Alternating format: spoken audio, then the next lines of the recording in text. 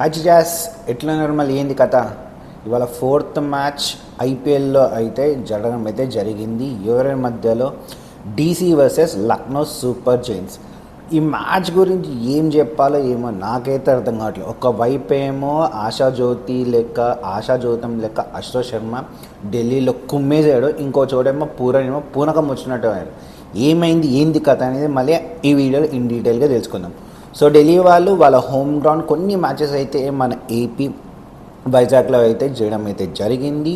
ఇక్కడ ఏంటంటే before match ఒక్కటి చెప్తాను, డ్యూ పడడం వల్ల సెకండ్ ఇన్నింగ్స్కి 10 ఓవర్స్ తర్వాత ఐపీఎల్ కొత్త రూల్స్ ప్రకారం ఎంపైర్స్ కావాలనుకుంటే కనుక కొత్త బాల్ ఇచ్చే అవకాశం అయితే ఉంది.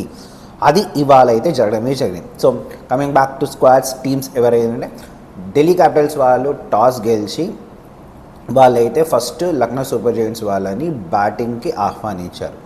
జబర్దస్త్ అంటే జబర్దస్త్ స్టార్ట్ వచ్చింది. ఎవరెవరు వాళ్ళ ఓపెనర్స్ మక్రమ్ ఇంకా మిచెల్ మార్షల్.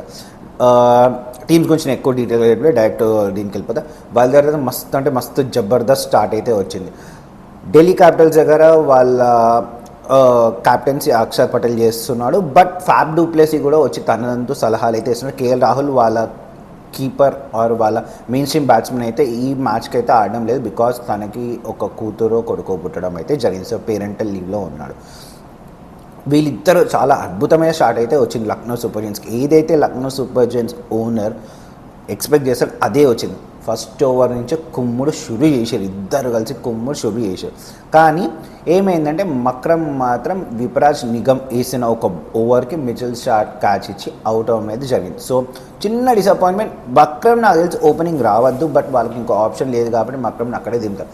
తర్వాత అసలైన బీభత్సం షురూ చేసింది. పూనకం వచ్చిన పూరన్ ఇంకో మిచెల్ మార్ష్ ఇద్దరు కలిసి లిటరలీ కొట్టుడు కొట్టిరా బౌలర్ని, ఎవరిని వేసినా కొట్టారు. మిచెల్ స్టార్క్ని అయితే మరీ దారుణంగా కొట్టారు, ఏమన్నా కొట్టారు అసలు.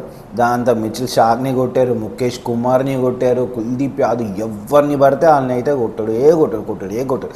ఇదే దూరంలో వాళ్ళిద్దరి మధ్యలో ఒక మంచి పార్ట్నర్షిప్ అయితే రావడం జరిగింది. ఎండ్ ఆఫ్ పవర్ ప్లే వాళ్ళు ఒక 70 రన్లు అయితే కొట్టేశారు. ఇది చూసుకుంటుంటే నాకు ఒకసారి ఏమనిపించింది అంటే ఒక 10 ఓవర్లు అయిపోయేసరికి వాళ్ళు ఒక 131 ఆర్ 132 రన్స్ అయితే వాళ్ళు కొట్టారు. అంటే 10 ఓవర్స్ కదా కొడుతుంటే నిన్న ఎస్ఆర్హెచ్ వాళ్ళు వాళ్ళ మ్యాచ్లో 10 ఓవర్స్ అయిపోయిన తర్వాత వాళ్ళు 132 కొట్టారు. At the end of 20 overs వాళ్ళు ఏంటంటే 286 రన్స్ అయితే కొట్టారు. సో ఇవాళ లక్నో సూపర్ జైంట్స్ కూడా అంత స్కోర్ కొడుతుందా, ఏంద్రా బాగుందా, మళ్ళీ సెకండ్ హైయెస్ట్ స్కోరింగ్ గేమ్ ఏమైనా వస్తుందా అని అనిపించింది. But second half of the ఎవరు మన Lucknow super Giants innings next 10 ఓవర్స్లో మాత్రం ఢిల్లీ వాళ్ళు చాలా అంటే చాలా అద్భుతంగా కంబ్యాక్ అయ్యారు. ఎవరైతే మిచెల్ మార్ష్ వికెట్ పడిన వెంటనే వాళ్ళ కెప్టెన్ లక్నో సూపర్ జైంట్స్ వాళ్ళ కొత్త కెప్టెన్ 27 కోట్లు పెట్టి బాగా నమ్మకం ఉండి ఈ ప్లేయర్ని అయితే వాళ్ళు తీసుకోవడమే జరిగింది. ఆ ప్లేయర్ ఇవాళ అయితే డక్అవుట్ అయ్యాడు. అతని రిషబ్ పంత్ ఇవాళ ఒక చెత్త రికార్డ్ అయితే చూసాను. నిన్న రోహిత్ శర్మ ఎట్లయితే చెత్త రికార్డ్ ఉందో రిషబ్ పంత్ ఇవాళ ఒక చెత్త రికార్డ్. అది ఏంటంటే డక్అవుట్ అయినప్పుడు ఎక్కువ బాల్ తీసుకొని డక్అవుట్ అయిన ప్లేయర్గా రిషబ్ పంత్ అయితే బుక్స్లోకి ఎక్కాడు. 6 బాల్లు తీసుకున్నాడు, ఒక్క రన్ కూడా డక్అవుట్. దాని తర్వాత డేవిడ్ మిల్లర్ వచ్చాడు. డేవిడ్ మిల్లర్ ఇంకా పూరన్ కలిసి ఇద్దరు ఒక ముందుకు తీసుకెళ్తున్న టైంలో పూరన్ అయితే అవుట్ అవ్వడమే జరిగింది. పూరన్ ఏం చేశాడంటే తను కొట్టిన 75 రన్లలో 7 సిక్స్లు ఇంకా 6 ఫోర్లు కొట్టాడు. ఇక్కడే తను ఏంటంటే ఒక 10-15 బాల్లోనే మొత్తం కావాల్సిన 50 రన్లు కొట్టుబడుతున్నాడు. మిచెల్ మార్ష్ కూడా ఏంటంటే తను ఉన్నంత టైంలో 6 సిక్సెస్ 6 ఫోర్స్ కొట్టాడు. సో వీళ్ళిద్దరు కలిసి ఒక 150 రన్లు వరకు అయితే వాళ్ళు స్కోర్ చేయడం అయితే జరిగింది. మిగతా వాళ్ళ దగ్గర నుంచి ఏమీ లేదు. ఎప్పుడైతే పురన్ అవుట్ అయిపోయాడో వెంటనే ఏమైందంటే ఢిల్లీ వాళ్ళు బ్యాక్ టు బ్యాక్ వికెట్స్ చేశారు. ఆయుష్ బదోని, శ్రద్ధల్ ఠాకూర్, షాబాజ్ నదీ వీళ్ళందరూ ముగ్గురు బ్యాక్ టు బ్యాక్ బట్టారు. లాస్ట్గా పురన్ కొట్టిన ఒక లాస్ట్ ఓవర్లో కొట్టిన ఒక 27 రన్లు ఏమో వల్ల వాళ్ళకి ఏంటంటే 132 ఫర్ ద లాస్ ఆఫ్ 10 ఓవర్స్కి 132 ఉండాల్సింది 209 దగ్గర వాళ్ళ ఇన్నింగ్స్ అయితే అయిపోవడం అయితే జరిగింది. 20 ఓవర్లకి 209 రన్లు కొట్టయితే ఎవరు లక్నో సూపర్ జైంట్స్ వాళ్ళు వాళ్ళ ఇన్నింగ్స్ అయితే అక్కడికి సంబంధం. ఇంత మ్యారథాన్ స్కోర్ 209 రన్స్ కొట్టాల్సిన స్కోర్ని ఢిల్లీ క్యాపిటల్స్ వాళ్ళు ఊహించని షాక్ తగిలింది వాళ్ళకి. ఏంటంటే వాళ్ళకి వేసిన ఎవరు వాళ్ళకి ఫస్ట్ ఓవర్లోనే వాళ్ళ సెన్సేషన్ లాస్ట్ టైం ఈ ప్లేయర్ చాలా అద్భుతంగా ఆడారు. ఫ్రీక్సర్ తిననైతే ఎవరు శ్రద్ధల్ ఠాకూర్ అయితే అవుట్ చేయడం అయితే జరిగింది. వీళ్ళకి ఏంటంటే వెంటనే అభిషేక్ పురి లాస్ట్ వీళ్ళకి చాలా కన్సిస్టెన్సీగా ఆడారు, తను కూడా అవుట్ అయిపోయాడు.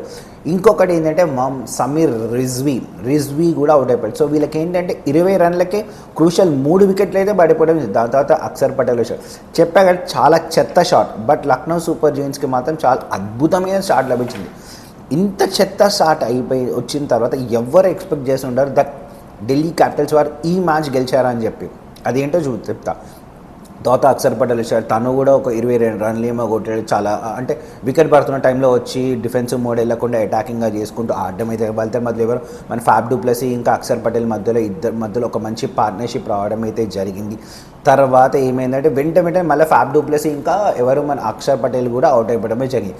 ఇక రవి బిష్నాయ్ ఇంకా దిగ్విజయ్ సింగ్ రాతి అనే వాళ్ళ బౌలర్ ఇద్దరు తీసి వాళ్ళు ఒక్కొక్క వికెట్ తీయడంతో తర్వాత ఏమైందంటే స్టబ్స్ ఇంకా అశుతోష్ శర్మ లాస్ట్ టైం నాకు తెలిసి కింగ్స్ 11 పంజాబ్కి ఆడినట్లు. సో ఈసారి ఆప్షన్లో అశుతోష్ శర్మ ఎవరు ఇక్కడ ఏదో ఇక స్టబ్స్ గురించి ఒక విషయం చెప్తా. స్టబ్స్ ఆడిన దాంట్లో ఒకటే ఓవర్లో బ్యాక్ టు బ్యాక్ 2 సిక్స్లు కొట్టాడు.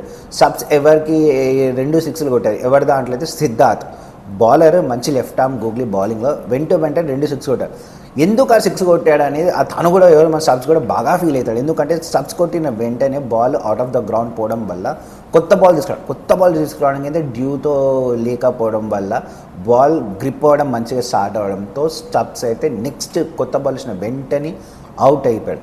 తర్వాత ఎవరు మన విప్రాజ్ నిగమ్ ఇంకా అశుతోష్ శర్మ ఇద్దరు కలిసి అద్భుతమైన పార్ట్నర్షిప్ అయితే స్టార్ట్ చేశారు. ఇద్దరికి కుడోస్, ఇద్దరికి హ్యాట్స్ ఆఫ్ చెప్పాలి. ఎందుకంటే ఇద్దరు ఇండియన్ అన్క్యాప్ ప్లేయర్స్.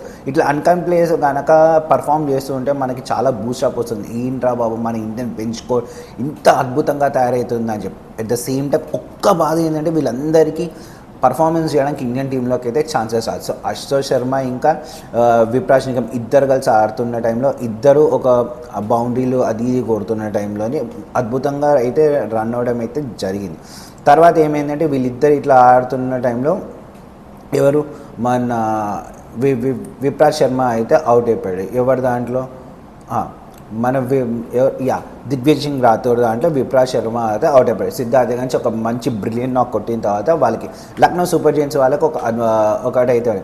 సో ఈ టైమ్అవుట్కి అయిపోయేసరికి ఏమైంది ఢిల్లీ క్యాపిటల్స్ వాళ్ళు ఏంటంటే ఎప్పుడన్నా సరే దీనికన్నా ముందర ఓవర్లో ఏమైందంటే అశోక్ శర్మ ఇంకా విప్రాజ్ ప్రిన్స్ యాదవ్ని మాత్రం మస్తు అటాక్ చేశారు. ఒక్కటే ఓవర్లో 20 రన్లు కొట్టి. అంటే వాళ్ళు ఏంటంటే ఒక పక్కన ఫస్ట్లో వికెట్స్ పడుతున్నా కానీ వాళ్ళు ఎప్పుడు ఆ ప్రెషర్ అనేది ఢిల్లీ క్యాపిటల్స్ వాళ్ళు వాళ్ళ మైండ్ మీద పెట్టుకోలేమాట. వాళ్ళు ప్రతి ఓవర్లో ఒక్కటే అంటే రన్స్ని కొట్టడం కానీ బౌండరీస్ ఆడడంతో చేస్తూనే ఉన్నారు.